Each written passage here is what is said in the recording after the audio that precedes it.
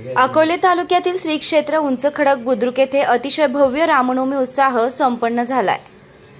अकोले तालुक्यातील हजारो नागरिक या उत्साहात सहभागी झाले होते। रामनवमी उत्सवानिमित्त समाज प्रबोधनकार निवृत्ती महाराज देशमुख यांचं कीर्तन संपन्न झालं।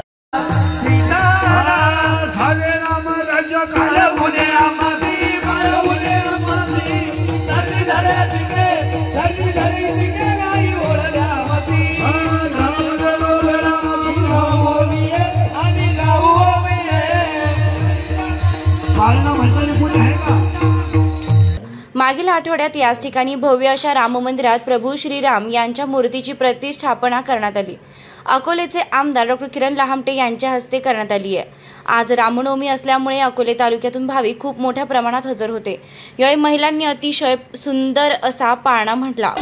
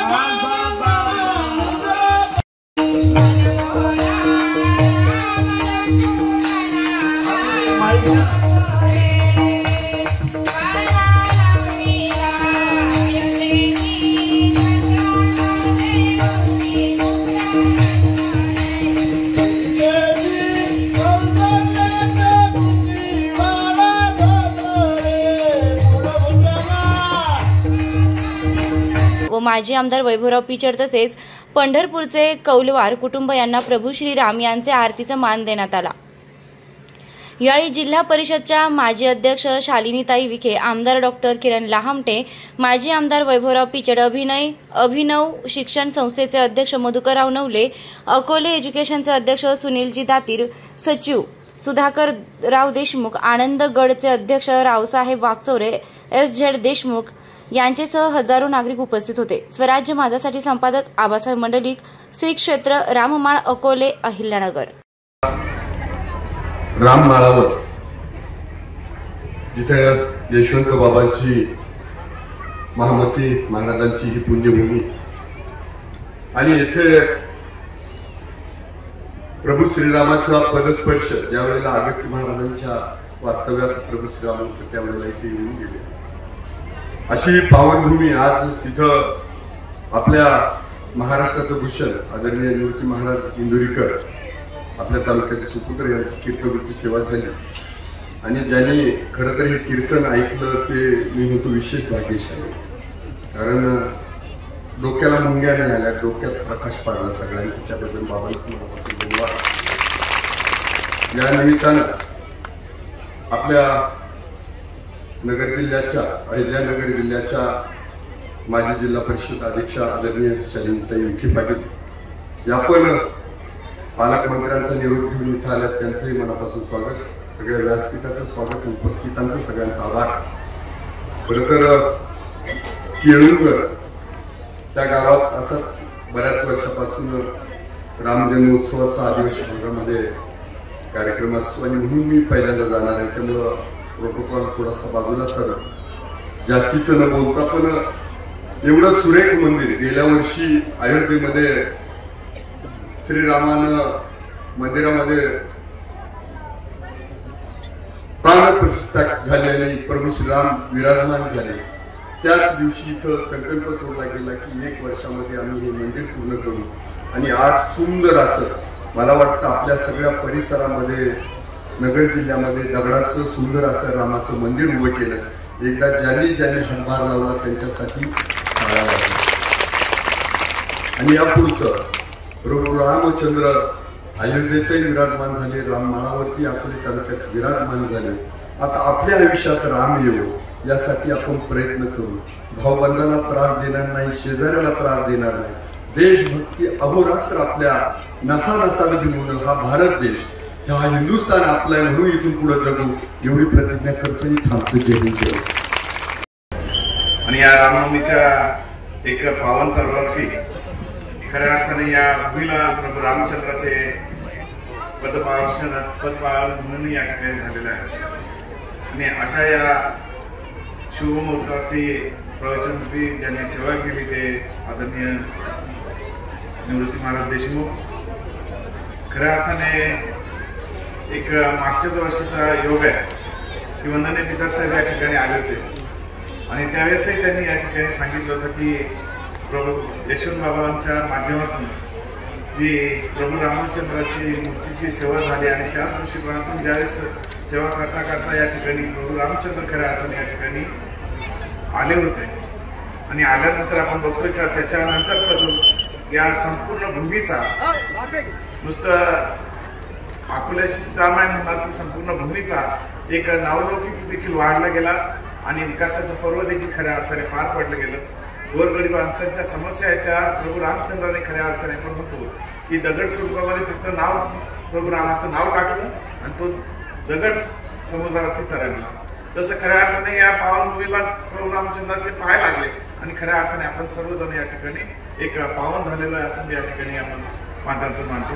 आजच्या या भूमीच्या पुण्याच्या एका आदरणीय शबीनताई देखील या ठिकाणी उपस्थित झालेल्या त्यांचं देखील मनापासून या ठिकाणी स्वागत करतो। सर्व आपलं तीर्थक्षेत्र विकासाच्या अंतर्गत वेगवेगळे उपक्रम या ठिकाणी खऱ्या अर्थाने चालू आहे आणि हे चालू असताना मला एक माहिती आहे महाराजही त्या गोष्टीचे साक्षीदार आहेत। 2017ला खऱ्या अर्थाने आपली या ठिकाणी बैठक झाली आणि बैठक झाल्यानंतर या ठिकाणी सुरुवात झाली की मंदिराची सुरुवात करायची जीर्णोद्धार करायचं। त्यावेळेस 2017ला खऱ्या अर्थाने 1,11,000 रुपये मला सांगितले की अशी लोक तुम्ही ज्या काम सुरू करतोय त्या माध्यमातून सुरुवात झाली आणि बघता बघता अतिशय दिव्य आणि चांगल्या स्वरूपाचं मंदिर या ठिकाणी उभं राहिलेलं आहे। त्याला नाव देखील आपण या ठिकाणी ती अयोध्या असं नाव देखील दिलेलं आहे। खरोखरच एक सगळ्यांच्या स्मरणात राहील असं नाव आणि आपल्या आयुष्यातील सुरुवात झालेली आहे। आपल्यावरती प्रभू रामचंद्राचा आशीर्वाद या ठिकाणी आहे। या ठिकाणी यशवंत बाबांचा आशीर्वाद आपल्या सर्वांवरती आहे। याच प्रभू रामचंद्र आणि यशवंत बाबांच्या मी या ठिकाणी प्रार्थना करतो की आपल्या सर्वांच्या आयुष्यातलं जे दुःख असेल ते दुःख दूर होऊ द्या एवढीच या ठिकाणी प्रार्थना करतो। प्रतिष्ठा आणि कलशरोहण या कार्यक्रमासाठी ज्यांच्या बोलवाणीने आज आपण ही कीर्तनरूपी सेवा श्रवण केलेली आहे। अशा हरिभक्त पर्याय निवृत्ती महाराज इंदुरीकर ज्यांनी मला इथं निमंत्रित केलं, तसे बालयोगी केशव महाराज, व्यासपीठावरील सर्व संत मंडळी, गायनाचार्य, मृदुंगाचार्य, आमचे सहकारी माझे आमदार माननीय वैभवजी पिचड साहेब, माननीय देशमुख सर, सर्व मान्यवर उपस्थित सर्व नागरिक बंधू भगिनींनी, सर्वात प्रथम आपल्याला रामनवमीच्या मनापासून शुभेच्छा देतो। खरं तर दाटपूर इथं गोशाळा होती आणि त्या दिवशी जो काय हरिनाम सप्ताह तिथं चालू होता त्या दिवशी आमचे वडील मान्य नामदाररावजी परजणे साहेब यांच्यानी केशवसूत महाराजांचे पहिल्यापासून जे संबंध होते आणि त्यांनी मला इथं आग्रह केला की आपल्याला रामनवमीच्या निमित्ताने 5-6 दिवसामध्ये आपल्याला भेट देण्याचा योग आला तर बरं होईल।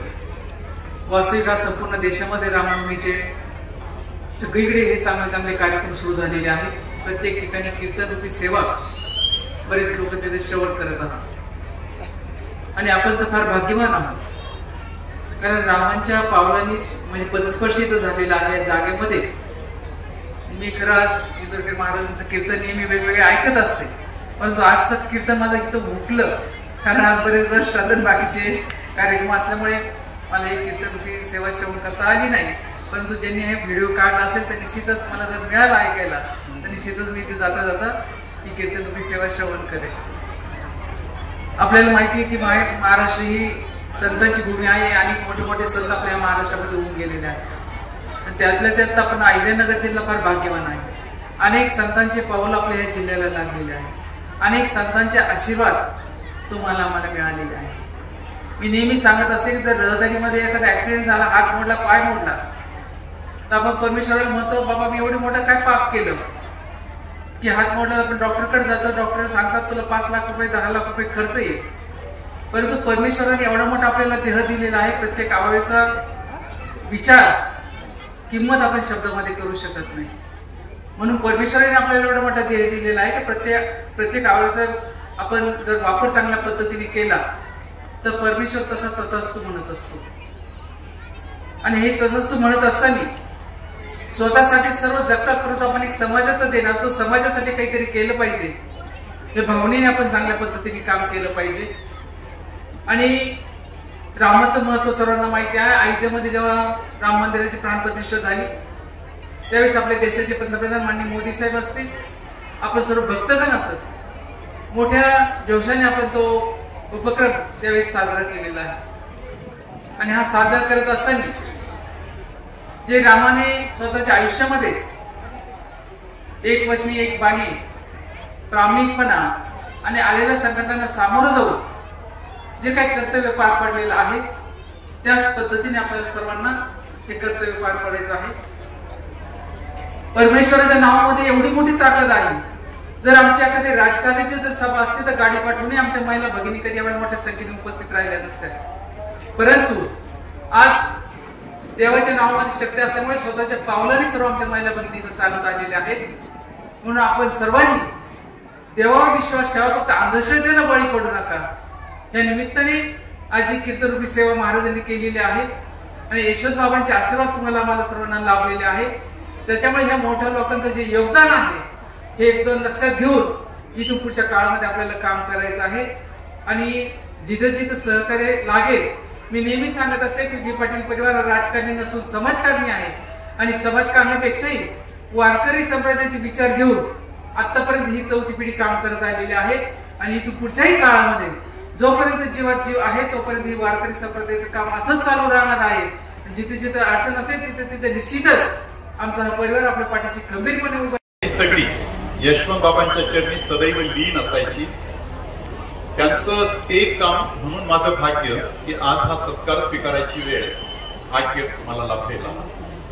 महाराज मला पण लाभत नाही की आज मी महाराजांचं कीर्तन ऐकलं, पण मला आज एक वेगळा काही त्यांच्या व्यक्तिमत्वाबद्दलचा जो साक्षात्कार झालाय, मला खरंच त्याचा मनापासून आनंद आहे, समाधान आहे. आळंदीला होतो मी आणि महाराज मला एक भेटले, त्यांचं नाव काय मला आठवत नाही. ते मला म्हटले की नवले मला एकदा अकोल्याला यायचा. मी म्हटलं या की, स्वागत आहे. मी म्हटलं कुठे येणार आपण? ते म्हणे मला अकोल्याच्या शहरातल्या सिद्धेश्वर मंदिराला भेटायचं. मी म्हटलं आपण आनंदीत राहताय, तिथे पण सिद्धेश्वर मंदिर आहे, तरी सुद्धा अकोल्याला?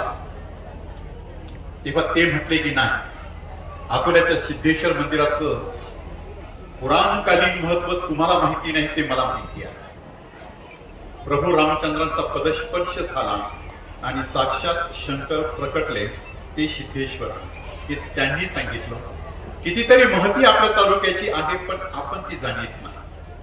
महर्षी अगस्ती ऋषी आणि त्यांचे बंधू महामती ऋषी या आश्रमात आपण आता बसलेलो आहोत. या तालुक्यातली भूमी आणि ह्या तालुक्यातल्या भूमीत जन्माला आली माणसं भाग्यवान आहे. ह्यापेक्षा वेगळं भाग्य कोणतंच नाही. मला पुरुषोत्तम श्रीरामांच्या बद्दलचं आकर्षण होतं.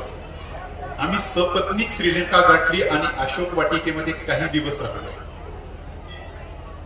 पुरुषोत्तम श्रीराम समजून घ्यावे आणि मानवतेचा आणि मानवी जीवनाचा अर्थ समजून घ्यावा, इतकं हे मोठं अशा प्रकारचं व्यक्तिमत्व आहे.